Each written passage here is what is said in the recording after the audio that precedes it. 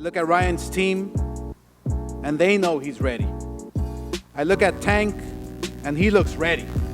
But when I look at Tank's team's actions throughout the whole promotion, I am left to wonder, do they really think this guy is ready?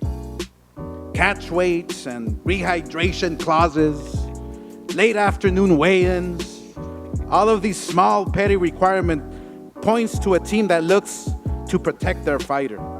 And why would they protect their fighter unless they don't think maybe he's not ready for this moment? Right. I really believe that Tank's team is worried he's going to lose. And when you're a fighter, nothing feels worse than your team not believing in you. What's good? What's good? It's the one, the only, but what do I know? Boxing coming back at y'all with another one. So those are the strong words coming from Oscar De La Hoya. During the final press conference between Tank Davis and Ryan Garcia, we are here. We are one obstacle away from being in what many perceive as the fight of the year, and that one obstacle being the weigh-in, right? So here we have it, man. I want to say, man, congratulations to both Ryan Garcia and Tank Davis, man. They did one hell of a job promoting this. We had the all access was amazing. The build up, the trash talking, the everything. I'm proud of both of these young men for coming together and just, you know, seemingly doing what they should be doing to keep boxing on top, which is to fight the best in the prime. It's rare.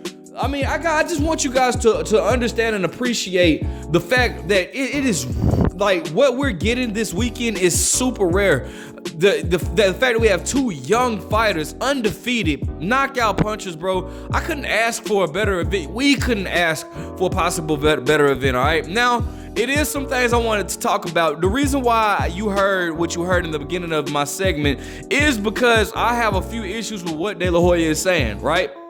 So, De La Hoya is saying that, you know, he says everybody looks ready, but he says, bro, the fact that Tank Davis team has to put the rehydration clause, the catch weight, all these stipulations, he says it makes it feels like they are nervous. They are worried and concerned, all right? Now, truth be told, somebody asked a question, or somebody made a statement saying that, hey, Tank is the favorite, but why is he putting all these stipulations in this event?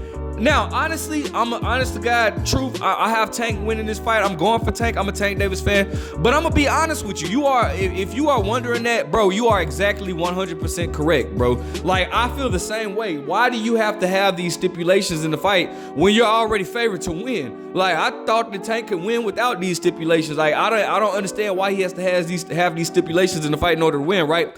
But here's my problem with what De La Hoya has to say about this fight, right? About the stipulations in the fight, right?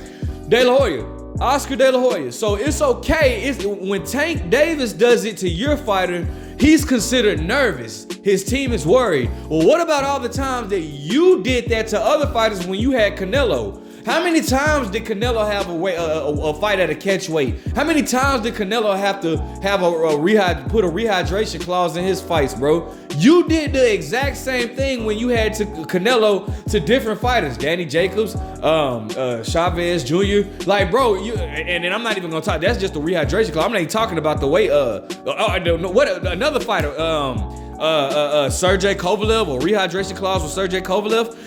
You did that to those guys.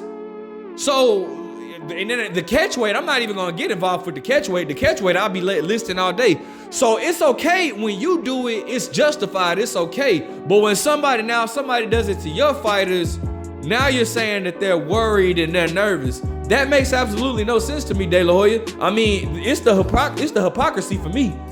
Like, I think that's mighty funny that now that the tables are turned, it's a problem. But nevertheless, bro, we here. Both fighters seem very confident. I'm gonna be honest with you, man. I am really loving the energy that I'm getting out of Ryan Garcia. I'm really loving the energy that I'm getting out of Ryan Garcia. Ryan Garcia seems to be calm, poised. He's not letting the moment get to him. And this is me, this is coming from a Tank Davis fan. I want Tank Davis to win. I'm going for Tank Davis. But I'm not finna sit here and act like, bro, Ryan Garcia is... I'm loving his demeanor, bro. Now I will say this and correct. You know, call me out if you think I'm tripping. I don't mind being corrected.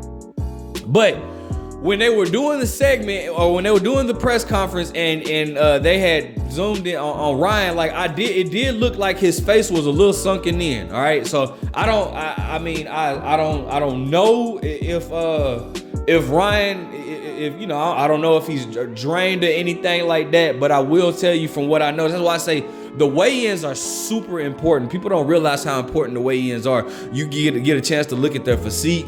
No homo, but you get a chance to look at their physique or whatnot. You get the chance look at their face, see if their eyes are sunken in, see what do you see that could possibly give the other fighter the advantage or whatnot. Does this person look like he's filled out at the weight pretty well?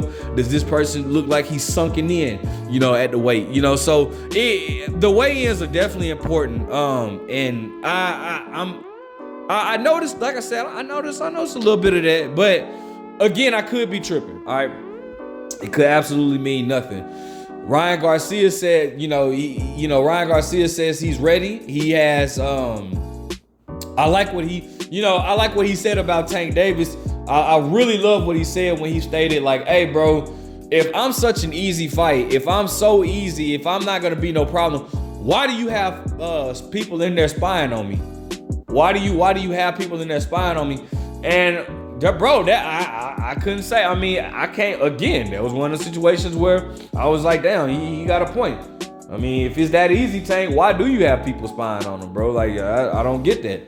But regardless, and Ryan Garcia called him the Judas to his camp, rightfully so.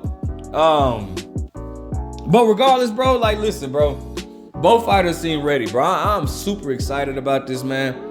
You got Tank Davis in the undercard in itself, man.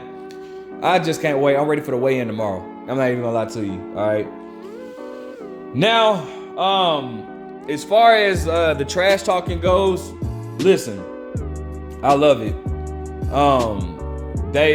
These guys have been going back and forth for years now, more so on Twitter than anything.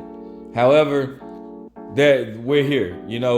I love the build up. Tank didn't really say too much, other than the fact that he was going to break Ryan's jaw. Ryan stated that he has the hook. He's Captain Hook or whatnot.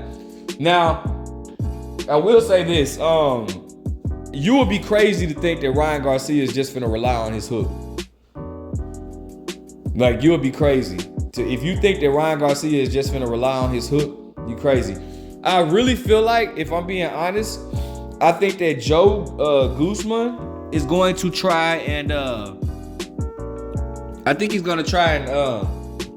set. I think he's gonna have Ryan Garcia try to set Tank up with the uppercut.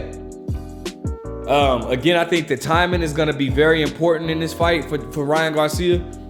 Seeing that he doesn't have the best footwork, and he is a bit flat-footed. So I think that timing is going to be what Ryan Garcia is relying on, and I think that uppercut is going to come into play. And who knows, he might land it. I don't know, but I do feel like that's Tank. If Tank is just going in there looking for the hook, I think Tank is going to have a problem, because again, Ryan Garcia, I mean, Joe Guzman's too smart for that. But in all, I think that, again, I feel like Tank is going to walk Ryan into a lot of traps. Rolly Romero actually just had an interview stating that Tank's footwork is more dangerous than Ryan Garcia's punch, his hook. And what he means by that is because Ryan Garcia, he's a good boxer. While he is a good boxer, he lacks at a lot of things. Again, he doesn't bend his knees a lot, right? He fights tall, which again, he should fight tall in a fight like this. But with Tank being a mover, Ryan's gonna be slow on his feet. I feel like Tank is gonna walk Ryan into some traps, bro. I really do. Now, I also feel like Tank is gonna give away like the first 3 or 4 rounds. And I really hope he doesn't, because, bro, this is a fight of a big magnitude. You can't afford to lose any rounds in a fight like this. I'm just gonna be honest. You can't afford to lose any rounds in a fight like this, bro. So I hope that Tank doesn't I hope that he doesn't give away rounds, but I see again, Tank will sit there and paw with you until he finds an opening. So, you know, again, I just hope Tank doesn't give away rounds. But all in all, bro, I'm super excited about this fight, man. All right, let me know what you guys think. Who are you picking to win? Let me know what you think about Oscar De La Hoya's comment. Make sure you guys like, comment, subscribe, bro. But what do I know?